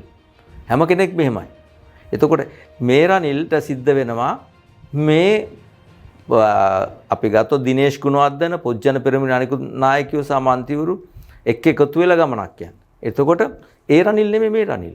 ඒ වෙන කෙනෙක්. එතකොට අපි සුබදායක දෙයක් බලාපොරොත්තු වෙනවා. ඒ සුබදායක දෙය සිද්ධ වුණොත් එතුමාගේ ජය ගමන දීර්ඝයි. ඒ අපි බලාපොරොත්තු වුණ ආකාරය සිද්ධ වෙන්නේ නැත්නම් ගමන කෙටි. ඔබතුමා පාර්ලිමේන්තුව නියෝජනය කරන මන්ත්‍රීවරයෙක් විදිහට මම මේ ප්‍රශ්නේ අහන්නේ. සමාජ මතයක් තියෙනවා මේ කාලයක් පාර්ලිමේන්තුවේ ඔබේ සගයෙක් විදිහට කටයුතු කළා පාර්ලිමේන්තු මන්ත්‍රීවරයෙක් විදිහට රංජන් රාමනායක මහත්මයාට නිදහස ලබා දීම ජනාධිපති සමාව ලබා දිය යුතුයි කියන කාරණාව කරලියට ඇවිල්ලා තියෙනවා. ඔබේ පෞද්ගලික අදහස මොකක්ද? මම නම් හිතන්නේ රංජන් රාමනායක මේ සුදුසු දේවල් නෙමෙයි කතා කරේ. ටෙලිෆෝන්ෙන් කතා කරපු දේවලුත් කුණුහරුප වැඩක් නැති දේවල් පාර්ලිමේන්තුවේ මේ පාර්ලිමේන්තුවේදී කතා කරන්නේ ලොක්කා කියලා. කාටද? කතානායකතුමාට සමහරලාට. ඉතින් රංජන් රායතුමා මෙතන මේ නළුවෙක් වෙන්න අවශ්‍ය නැහැ. ඒ වගේම නළු නිලියොත් එක්ක පාර්ලිමේන්තු මන්ත්‍රීවරයෙක් විදිහට මම හිතන විදිහට ඒ කතා කරුත් ඒවල හඬපටි වලින් ආපු දේවල් අධිකරණයත් මහා බරපතල අපහසුතාවයන් ලක් වුණා. අධිකරණෙත් වැරදි තියෙනවා. නමුත් බරපතල අපහසුතාවයන් ලක් වුණා. ඒ අනවශ්‍ය දේවල් කතා කරේ. ඒවා මේ දූෂණය වංචාව පිළිබඳව විවේචනය සුදුසු නැහැ කියලා. දූෂණය වංචාව පිළිබඳව විවේචනය එතුමා විතර නෙමෙයි හැමෝම කරනවානේ. මොකද්ද නොකරන්නේ? මේක කවුද තාම හැදිලා නැහැ. දූෂිතව වංචාකාරව හැමදාම ඉන්න උන්ට ඡන්දක් දෙනවා මහා පරිමාණය. ඉහළම මනාප දෙනවා. පක්ෂ විපක්ෂ ભેදින් තොරව. ඒක නැති කරන්න ඕනේ ජනතාව. ඒක කතා කරන්නේ රංජන් රාමනායක විතරයි. මම කියන්නේ එතුමා නිදාස දෙන්න එපයි කියලා. නිදාස දෙන්න කියන්නේත් නැහැ, එපයි කියන්නේත් නැහැ. ඒක මගේ ශක්තියක් නැහැ කියලා. ඒක මගෙන් පරිබාහිර සිද්ධ වෙන දෙයක් මිසක මම ඒකට අනුකූලතාවයක් විරුද්ධතාවයක් දක්වන්න යන්නේ නැහැ. හොඳයි අපි බොහෝ දේවල් සාකච්ඡා කරා වැඩසටහන තුළදී මම ඔබතුමාගෙන් අහන අවසාන ප්‍රශ්නය. අර්බුද රාශියක් මැද්දේ රට සහ රජය අපි හැමෝම ගමන් කරමින් පවතිනවා. ඉදිරිය තවමත් තිබෙන්නේ අවිනිශ්චිත තැනක. මොනවායින් මොනවා වෙයිද කියලා අපිට කියන්න බෑ. අරගලයේ තාමත් නිව නැහැ. ආණ්ඩු විරෝධය තාමත් අපිට පේන්නේ නැහැ ජනතාවගේ පැත්තෙන් ඉවරයක් වෙන පාට. මේ සියල්ල අතරේ පෞද්ගලික ඔබතුමාගේ සහ ඔබතුමාගේ මේ වර්තමානයේ සකස් කරගෙන තියෙන රජය සහ පොදුවේ රටේ අනාගතය ඉදිරියට කොහොම වෙයිද? මගේ දේශපාලන අනාගතය ගත්තොත් එහෙම මම දූෂණයට විරුද්ධව මජර දේශපාලන විරුද්ධව දේශපාලන ආපු කෙනෙක්. මගේ විශේෂයෙන්ම 360 වැඩසටහනදී ජනප්‍රියම වෙච්ච දේ තමයි මජර දේශපාලනය අපි අවසන් කළ යුතුයි කියන එක. එක්තරා විදියකට අපේ ක්‍රියාදාමය තුලම තමයි මේ සංවාදය තුලම තමයි මේ අර්බුදය තුලත් ඔය අරගලය තුලත් ඔය දේශපාලන සංවාදය ආවේ. යම් කිසි ආකාරයකට අපි කියපු දේවල් දේශපාලන තුල සංවාදයට ලක් වෙනවා. ඒවා වෙනස් වෙන්න ඕනේ කියන දකින්නවා. ඒක ප්‍රගතිශීලී ඉස්සරහට යනවා. අපි ගත්තොත් කළුතර දිස්ත්‍රික්කයේ අපි ජල ප්‍රශ්නය ගැන කතා කරා පෞද්ගලිකව ගත්තොත් එimhe ලුණු ජලය හැමතැනම තිබුණේ. පායන කාලේ ලුණු ජලය. මේ ප්‍රශ්නේ අපි විසඳුවා පෞද්ගලිකව ගත්තොත්. ඒතකොට කිතුල් නිෂ්පාදකයන්ට කිතුල් සංවර්ධන මණ්ඩලයක් හදන්න ඕනේ. එහෙම නැත්නම් අධිකාරියක් හදන්න ඕනේ කියලා යෝජනා කරා. ඔබ නියෝජනය කරන දිස්ත්‍රික්කයට අදාළව. ඒක අපි හැදුවා. ජනාධිපතිතුමා ගෝඨාභය රාජපක්ෂ මැතිතුමා මෙච්චර කාලයක් හිටපු එක නායකයෙක්වත් කිතුල් නිෂ්පාදකයෙක්. දුටුගැමුණු යුගයේ නම් තිබුණා කිතුල් රා කිතුල් පැණි කිතුල් හකුරු අපේ හකුරු වෙනුවට තිබුණා උක් වෙනුවට තිබුණා අපේ හකුරු. ඒකට අධිකාරියක් හැදුවා. අධිකාරිය ක්‍රියාත්මක කරන්න අවශ්‍ය කරන කටයුතු සිද්ධ කරමින් යනකොටම තමයි ඒක නතර කිතුල් රා නිෂ්පාදනාගාරයකුත් හැදුවා රත්නපුරේ. ඒ වගේ අපි මතුගමත් ඒ වගේ දෙයක් හදන්න සැලසුම් කරලා තියෙනවා අපනයනය සඳහා. ඒතකොට ඒ වගේම අධ්‍යාපනයේ ජාතික පාසල් බවට පත් කරන්න අපි කටයුතු කරා ඒ කියපු විදිහටම. එතකොට ඒ වගේ පොරොන්දු වෙච්ච ප්‍රධාන දේවල් ගත්තොත් එහෙම බොල්ගොඩ ගඟ ආශ්‍රිතව බොල්ගොඩ ගඟ පිරිසිදු කිරීම ක්‍රියාවලිය ඒව දැන් ඔක්කොම නිකන් අර අතීතයට එකතු වෙච්ච දේවල් තමයි මේ තියෙන අර්බුදයත් එක්ක බැලුවාම. නමුත් ඒ කටයුතු අපි කරගෙන යනකොට තමයි මේ සිද්ධ වෙයි. වගේම විසිතුරු මාළු හදන 1000කට වැඩි සංඛ්‍යාවක් ඉන්නවා කළුතර දිස්ත්‍රික්කයේ. ඒගොල්ලන්ට ඒවා විකුණා ගන්න ආහාර සපය ගන්න විදියක් නැතුව ඒ ප්‍රශ්නේ මට ඉදිරිපත් කරා. ඒ කාලේ මම ඒක කතා කරා. ඒක ඩොලර් වෙන හොඳ ප්‍රොජෙක්ට් එකක්. ලංකාවේ 100ට 1ක් 2ක් 3ක් විතර තමයි ලෝක අවශ්‍යතාවය නිෂ්පාදනය කරන්නේ. අපේ ගර්මකලාපීය රටේ ඉතාමත් හොඳයි. ඒකයි සියලුම දෙනාට එකතු කරලා ඒක අපනයනය කරන්න අවශ්‍ය කරන කටයුතු අපි කරගෙන යනවා. ඒ අතින් බැලුවම ප්‍රාදේශීය වශයෙන් තේ වල අපි ගත්තොත් එimhe තේ නිෂ්පාදකයන්ට තියෙන ප්‍රධාන ප්‍රශ්නයක් තමයි සාමාන්‍ය තේ කොළ වලට වඩා අර ඕගනික් ටී එහෙම නැත්නම් හෝම් මේඩ් ටී කියන විශේෂකයක් තියෙන එක රුපියල් 20000ක් 30000ක් 80000ක් වගේ යනවා කිලෝ එකක්. අපිට ඩොලර් ගේන්න පුළුවන් හොඳ ක්‍රමයක් තමයි. ඒකත් අපි කුඩා තේවතු අධිකාරියත් එක්ක එකතු වෙලා කළුතර දිස්ත්‍රික්කයෙන් 25 දෙනෙක් එකතු කරලා ඒ වැඩ ටික පටන් ගත්තා. අර හෝම් මේඩ් ටී කියන එක හදන්න අඩුම ගානේ රුපියල් 10000ක්වත් කිලෝ එකකට ලැබෙනවා. අපේ විශේෂ රටවල් වලට විශේෂ ඉල්ලුමක් තියෙනවා. ඒ තමන්ට ආවේනික ක්‍රමයට රත්තරන් කතුරෙන් කපන තේත් තියෙනවා. ඒ ලෝකේ පුරා. ඒ වගේ දේවල් මේකට හඳුන්වලා දෙන්න අපි කළුතර දිස්ත්‍රික්කයට හඳුන්වලා දෙන්න කටයුතු කරනවා. ඒ වගේම තමයි කාබනික පෝර වැඩසටහන. කාබනික පෝර වැඩසටහන ඉදිරියේදී අනිවාර්යයෙන්ම මම අතාරින්න සූදානම් නැහැ. අර එකවර ගෝඨාභය රාජපක්ෂ මැතිතුමා ක්‍රියාත්මක කරන්න හැදුවත් අපි දීර්ඝ කාලයක් තිස්සේ මේක කරා. මම විශ්වවිද්‍යාලයෙන් එළියට ආපු දවස් ඉඳන් කරපු දෙයක්. අපි විශාල පිරිසක් ලංකාව පුරාම ඉන්නවා. මම කාබනික පෝර නිෂ්පාදනය කරා සෝට් හවුස් වේස්ට් එකෙන් කුඹුරුගොය එතන ලබා දුන්නා. හම්බන්තොට ඉඳන් අනුරාධපුරය දක්වා අපි ව්‍යාපෘතිය කරා. ඒක අඛණ්ඩව කොහොම හරි ඒ පටන් ගත්ත දේ වෙනස් කරලා ගැළපෙන ආකාර කියනවනේ හැම අවුරුදු 20කින් මේක කරන්න ඕනේ කියලා. අවුරුදු 20 සැලැස්ම අපි ඉදිරිපත් කරනවා. ඉදිරිපත් කළා ඒක වාසවිසෙන් තොර. අපි දැන් ගත්තොත් ගංගා ඇලදොල වල දැන් අර තිත්ත්‍යෝ නැවතත් එන්න පටන් අරන් තියෙනවා. ගොවියන්ට අර්බුදයක් ආවට බරපතල තිත්ත්‍යෝ එතකොට හඳයා ගැඩවිලා මතුවෙන්න පටන් අරනවා. ෂෙනිකෝ මේක කරපු එකේ අර්බුදය. නමුත් තාමත් විශිෂ්ට මේ වැඩක් ඒක කෘමිනාශක වලින් අපේ ලංකාවේ 300 ගුණයකින් ඇති වෙලා තිනවා පිළිකා. අපි යන මලගෙවල් වලින් 100%ක් විතර 2ක් 3ක් විතර 5ක් නෑ 2ක් 3ක් විතර පිළිකා ආශ්‍රිත රෝග. මොලේ ඒ වගේම ඇටමිදුළු වල විවිධ ස්ථානවල. ඒ වගේම වකුගඩු රෝගී බරපතලට ව්‍යාප්ත වුණා. ඒවට විසඳුම් දෙන්න තමයි දේශපාලකයන් වෙන්න ඕනේ. සාමාන්‍යයෙන් සමාජයක දීපු විදිහ අනුව ලොකු කැරල්ලක් ඇති වුණා. නමුත් කළුතර දිස්ත්‍රික්ක ගත්තාම කාබනික පෝර වැඩසටහන ඉතාම සාර්ථකව ගියා. ඒ සාර්ථක වෙනවා ජනමාධ්‍ය වලින් කියන්නේ නැහැ. ජනමාධ්‍යෙන් හිට වෙන දේවල් ඉතින් කරන්නේ.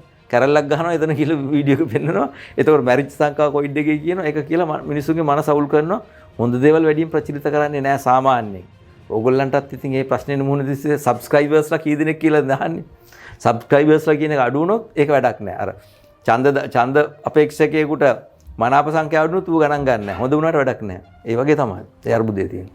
ඒක නිසා ඒකත් කළ යුතුයි කළ හැකි අපි කරනවා අනිවාර්යෙන්. මේ රජය තුල ක්‍රමානුකූලව ඒක කරනවා. ඒ වගේම රජයේ විද්‍යාවට ගත්තාම රජයේ විද්‍යාවට ගත්තාම අපි කොච්චර කැමති වුණත් අකමැති වුණත් ඔපරේෂන් එකක් තියෙනවා කරන්න සමාජයේ. මේ අර්බුදයට විසඳුම IMF එකේ විසඳුම ණය ෂෙඩියුල් කරන එක නෙමෙයි. මේ රටම අර ඒකට වඩාත් සුදුසු විදියට හොඳ දක්ෂ විදියට ඉදිරිපත් කරන කෙනෙක් තමයි ඔක චම්පි කරන්නේ. ඔක ගණිතය කරලා තියෙන ඉංජිනේරුවෙක් මේ රට සම්පූර්ණයෙන්ම කොටස් වලට වෙන් කරන්න ඕනේ. කුඩා කොටස් වල අමාත්‍යාංශ වලට, අධිකාරි වලට, පළාත් පාලන ආයතන වලට, ඒ වගේම ගෙවල් වලට. ගෙවල් එක 65ක් තියෙනවා. ඒ සෑම ගෙයක්ම ලාභදායක ගෙයක් බවට පත් වෙන්න ඕනේ. සෑම අමාත්‍යාංශයම ලාභදායක අමාත්‍යාංශ බවට පත් වෙන්න ඕනේ. ඔය පෙට්‍රෝලියම් එක ගත්තත් ඒගොල්ලෝ අපි ගාවට එනවා 50ක් 60ක් ආණ්ඩු බලය ආපු ගමන් මන්ත්‍රීවරයෙක් එච්ච ගමන් පෙට්‍රෝලියම් එකට දාලා දෙන්න කියලා. ඒක පුරුද්දක්. පුරවනවා. CEB එකට පුරවනවා. අමාත්‍යාංශ වල පුරවනවා. පුරවල බදු සල්ලි වලින් මේක දුවනවා. ඉතින් මේ අර්බුදය ඊට පස්සේ අනිකුත් පොත්පත් දීම නිල ඇඳුම් දීම සියලුම දර කුඩා එක කඩලා සියලුම එකක ලාභදායක එකක වෙන්න ඕනේ. ඒ ලාභය ආයෝජනයක් බවටපත් වෙන්න ඕනේ. ඒ විදිහේ සිස්ටම් එකක් හදලා ඒ සිස්ටම් එකට උත්තර දීලා ඒ සිස්ටම් එක ඉම්ප්ලිමන්ට් කරොත් එහෙම අර සිංගප්පූරුව වගේ ලාභ බෙදන්න පුළුවන්. සිංගප්පූරු රට ලාභ කම්පැනියක්. ලාභ බෙදනවා. නමුත් අපේ රට බෞද්ධ රටක්. දියුණු ලාභදායක බෞද්ධ රාජ්‍යයක් තමයි අපි හදන්න ඕනේ. බෞද්ධකම කියන එක මේ රටේ නැති කරන්න කවදාකවත් බෑ. බෞද්ධකම කියන එක ඉතිහාසයේ වසර 2500ක් පුරා තිබුණා. අපි මරණය අභිමව වුණත් සටන් කළ අපේ සම්බුද්ධ ශාසනය රැකගත් ජාතියක්. ඒක නිසා මේ රට බෞද්ධ දියුණු රාජ්‍යයක් කියන සංකල්පය තුල යන අනිකුත් ආගම්. සියලුම ආගම් වලට මෙතන සැනසීම තියෙනවා අනිත් රටවල් වගේ නෙමෙයි. වෙනත් රටවල ඒ සැනසීම නෑ අනිත් ආගම් වලට සමහර ඒවා ප්‍රහාරෙල්ල වෙන මේ රටේ සියලුම දෙනාට සාමයේ සතුට ලබා දුන්නා ගෝඨාභය රාජපක්ෂ. අපි ගත්තොත් නැගිටින පල්ලිය ඇතුලේ වෙඩි තියලා මැරුවේ. මුස්ලිම් පල්ලිය ඇතුලේ. ඒ ඔක්කොම නැති කරා. උතුරු පළාත තුල දෙමළ ජනතාව ඝාතනය කරා ප්‍රසිද්ධිය. ඒ සියලුම දේ නැති කරා. ඉතින් මේ රට නැවතත් මේ ආර්ථිකය ගත්තොත් එimhe අර කියන මොඩල් එකකට ගෙනල්ලා විසඳුම් හොයාගෙන ගියොත් ඒ ක්‍රමය ක්‍රියාත්මක කරන නායකයෙක් මිසක් අපි නායකයෙක් හොයාගෙන ඇවිල්ලා තවත් හොඳ බිස්නස් කාර්යයක් හරි එහෙම නැත්නම් අපි ගත්තොත් ධම්මික පෙරහරි එහෙම නැත්නම් දිලිත් ජයවීර හරි ගෙනාවයි කියලා වැඩක් නැහැ. ඔබේ පක්ෂයෙන්මයි නමුත් පාර්ලිමේන්තුවට පිවිසෙන්නේ. නෑ මං කියන්නේ නායකයා කරලා. දැන් අපි රාජ්‍ය නායක විදිහට අපි අත්අදහබලු හමුදා නායකයන්. ඉතින් මිනිස්සු කියන එක හරියන්නේ නැහැ කියලා. ඊට පස්සේ දැන් කියනවා ව්‍යාපාරිකයෙක් හොඳ සුපිරි ව්‍යාපාරිකයෙක් දැම්මොත් හරියන්නේ. ධම්මික පෙර පට ගාලා දුන්න විසඳුම් ටිකක්. ඒක නිසා මෙයාව දැම්මොත් හරිය කියලා. නමුත් මොඩල් එකක් නැතුව අපි මොකකටද යන්නේ කියන ඉලක්කයක් නැතුව අපි සුපිරි නායකයෙක් ගහලා දැම්මයි කියලා වැඩක් නැහැ. ඒ සුපිරි නායකයාට ඉලක්කය දීලා නැහැ, සිස්ටම් එක දීලා නැහැ. ඒක ක්‍රියාත්මක කරන්න බෑ. ඒක වැඩක් නැහැ. ඒකත් අපත යනවා. ඒක නිසා අපේ රට මේ දැන් ෂණික විසඳුමක් තමයි අපි දැන් මෙතනදී ෂණික විසඳුම සඳහා රනිල් වික්‍රමසිංහ සහ මේ කණ්ඩායම කරයි අනිවාර්යයෙන්ම ෂණිකව මේ ඔරුව පෙළරන එකෙන් ගිලෙන එකෙන් වළක්වාගෙන ඉස්සරහට යන එක. නමුත් හොඳ ප්‍රීතිමත් සංගීතයෙන් තියෙන ධනයෙන් ආඩ්‍ය වෙච්ච මේ නැවක් බවට පත් කරගන්න ඕන නම් අපිට සැලැස්මක් අවශ්‍යයි. එදාට රටේ නායකයා කවුරු වේද? එදාට රටේ නායකයා ඒ සිස්ටම් එක විසින් තෝරගන්නවා. රනිල්ව ගැලපෙන්නේ නැද්ද එදාට? ඒක අපිට කියන්න බෑ කොහෙත්ම. රනිල් සුදුසුද ගෝඨාභය සුදුසුද කවුද කියන්න බෑ. නමුත් එතකොට නායකයාගේ ශක්්‍යතාවය අඩු වෙනවා. නායකයාගේ දක්ෂතාවය අඩු වෙනවා. දැන් අපි යුරෝපය ගත්තොත් එම් යුරෝපීය රටක නායකයෙක් අති සුපිරියෙක් කෙනෙක් වෙන්න සිස්ටම් එක දුවන්න විතරයි අවශ්‍ය කරන්නේ. සිස්ටම් එක ඉස්සෙල්ලා හදන්න ඕනේ. සිස්ටම් එක කියලා කියන්නේ මන්ත්‍රීවරු ටික අයින් කළ වෙන මන්ත්‍රීවරු ටිකක් දාන එක, හොරකම් නැති මන්ත්‍රීවරු ටිකක් දාන එක නෙමෙයි. අර සමස්ත ක්‍රියාවලියක් හදන්න ඕනේ. ඒ ක්‍රියාවලිය දුවවන්න අවශ්‍ය කරන හොඳ මැනේජර් කෙනෙක්. හොඳ මැනේජර් කෙනෙක් තමයි අවශ්‍ය කරන්නේ. එයා අපි කවුරුත් හිතන්නේ නැති කෙනෙක් වෙන්න පුළුවන්. පැහැදිලි. අපි බොහෝ දේවල් සාකච්ඡා කරා මේ අතර මට මතුවෙච්ච ප්‍රශ්නයක් හිට පිළිතුරක් බලාපොරොත්තු වෙනවා. ඔබ වඩාත්ම ගරු කරන නායකයා ඔබේ රජයේ හිටපු ජනාධිපතිවරයා ගෝඨාභය රාජපක්ෂ මහත්තයා ලංකාවට එයිද? අනිවාර්යයෙන්ම අපි එක්කගෙන එනවා. එතුමා ලංකාවට එක්කගෙන ඇවිල්ලා එතුමාගේ ගෞරවනීය ඉතිහාසයට නිසි වටිනාකම ලබා දෙනවා. අපි ලංකාවට ඔහු තියන්නේ කොතනද? දේශපාලනය ඇතුලේ. දේශපාලනය එතුමාගේ දේශපාලනය නෙමෙයි ස්වර්ණමය යුගය. එතුමාගේ ස්වර්ණමය යුගය ආරක්ෂක ලේකම්. එතුමා ඒ වගේම හොඳ බෞද්ධ නායකයෙක්. කූරගල ප්‍රශ්නය තිබුණා අවුරුදු ගණනාවක්. ඒ ප්‍රශ්නේ විසඳුවා. තිබුණා නැගිටින පළාතේ මුදුමා විහාරය. ඒ ප්‍රශ්නේ විසඳුවා. ඒ වගේම මුළු රටේම බෞද්ධයන්ට ආරක්ෂාව ලබා දුන්නා විතරක් නෙමෙයි අනිකුත් සියලු ජාතීන්ට ආරක්ෂාව ලබා දුන්නා. කවුරුවත් සෙල්ලම් දැම්මේ නැහැ මුස්ලිම් කට්ටියට විරුද්ධවත්. කවුරුවත් සෙල්ලම් දැම්මේ නැහැ දෙමළ ජනතාවට විරුද්ධවත්. සාමය තහවුරු කරා. ඒ වගේම බෞද්ධයන්ගේ නිසිතන ලබා දුන්නා. වැරදි තැනක් නෙමෙයි නිසිතන ලබා දුන්නා. එතුමා බෞද්ධ ආගමට ලැබී ඒ වැඩ කොටස එතුමාට කරන්න තියෙනවා. එතුමා තරුණයන්ට වෙඩි තිබෙත් නැත්නම් මං හිතන්නේ ඒක නිසා වෙන්න පුළුවන්. ඔව් පොදු ජන පෙරමුණ මේ හදන්නේ අර්බුදයේ නිමා වන තෙක් රනිල්ව තියාගෙන අර්බුදයේ නිමා වුණාට පස්සේ නැවත ගෝඨාභය ගැන ගෝඨාභය දේශපාලනයට කැමති නැහැ. මුලින්දම දැනුත් කැමති නැති නිසා ගියේ. දැන් මම එතන හිටියනම් මම යන්නේ නැහනේ. මේ අර්බුදයෙන් පස්සේ ගෝඨාභය රාජපක්ෂ ඒත් බෑනේ ගෝඨාභය රාජපක්ෂ මහත්තයා බැරිලා ජනාධිපතිතුමාට ආව තාපෝ අරගලකාර වෙනවට හදන්න ඇවිල්ලා ඒක අරගල පටන් ගන්නවා. මොකද ගෝඨාභය රාජපක්ෂ මහත්තයා වෙඩි තියන්නේ නැහනේ. නැත්තම් එන්න කැමති ආයේ. මම දන්නේ නැහැ ඒක. සුදුසු නැහැ. එතුමා කැමති නැතිඳ ගියේ. එතුමා බාර ගන්න එකක් නැහැ. කවදාකවත් ඔය මේ හිස එකක් වුණා. එහෙම කතිකාවක් කෝට්ටුව ඇතුලේ යනවද? කෝට්ටුව ඇතුලේ එහෙම කිසිම කතිකාවක් නැහැ ගෝඨාභය ගැන. නමුත් අපිට පේන්නේ දේ දැනන දේ. ගෝඨාභය අනිවාර්යයෙන්ම ගේන්න ඕනේ කියලා අපි යෝජනා කරා. පාර්ලිමේන්තුවේ එනවා. එතුමා යුතුයමයි වෙන රටක ඉන්න ඕනේ නැහැ. එතුමා මව්බිමට ආදරේ මව්බිමේ ජීවත් වෙන්න ඕනේ. මව්බිමේ ඉන්න ඕනේ. අපි එතුමා සාදරයෙන් පිළිගන්නවා. නමුත් එතුමාට එන්න තියෙන බාධක අපි ඉවත් කිරීම කළ යුතුයි. නීති හා සාමය ස්ථාපනය කිරීම තමයි ප්‍රමුඛ කාර්යභාරය මේ මොහොතේ එතුමාට එන්න තියෙන රටට දියුණු වෙන්න තියෙන. ඒ නීති හා සාමය ස්ථාපනය කිරීමේ කටයුත්ත සහ සියලු දෙනාගේ සහාය ලබා ගැනීම තමයි මේ වෙලාවේ අපි ජනාධිපති රනිල් වික්‍රමසිංහ මැතිතුමාගෙන් බලාපොරොත්තු වෙන්නේ. අද අපි සාකච්ඡාවට බඳුන් කරේ කළුතර දිස්ත්‍රික් පාර්ලිමේන්තු මන්ත්‍රී යුතුයකම ජාතික සංවිධානයේ ජාතික සංවිධායක පාර්ලිමේන්තු මන්ත්‍රී අනුප පස්කෝල් මහතා සමගින්. අයබෝන් ඔබතුමාට. අයිබෝන්. අයබෝන්.